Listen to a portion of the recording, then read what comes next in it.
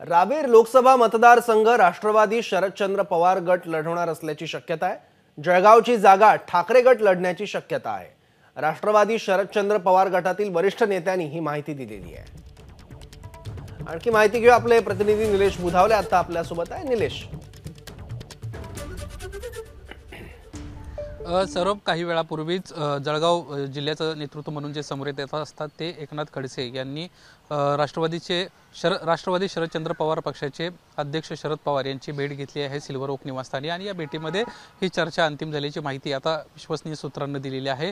यामध्ये प्रामुख्यानं रावेर लोकसभा मतदारसंघ जिथं एकनाथ खडसे यांची स्नुषा रक्षा खडसे या भाजपच्या खासदार आहेत, त्या ठिकाणाहून स्वतः कदाचित एकनाथ खडसेच लोकसभेचे उमेदवार असतील आणि ते या ठिकाणाहून राष्ट्रवादी काँग्रेस पक्ष शरद पवार गटाच्या वतीनं निवडणूक लढताना पाहायला मिळतील। तर दुसरीकडे जळगाव लोकसभा मतदारसंघाची जी जागा आहे ती उद्धव बाळासाहेब ठाकरे गटाचे उमेदवार या ठिकाणाहून असतील अशी देखील माहिती समोर येताना आपल्याला पाहायला मिळते। येत्या 1 ते 2 दिवसांमध्ये महाविकास आघाडीच्या जागा वाटपांची निश्चिती पूर्ण झाली असून कुठल्याही क्षणी या जागा वाटप जे आहे ते जाहीर केलं जाईल अशी देखील माहिती विश्वसनीय सूत्रांनी बीबी माझाला दिली आहे। सौरभ, ठीक आहे निलेश, धन्यवाद या माहितीबद्दल। एबीपी माझा, उघडा डोळे बघा नीट।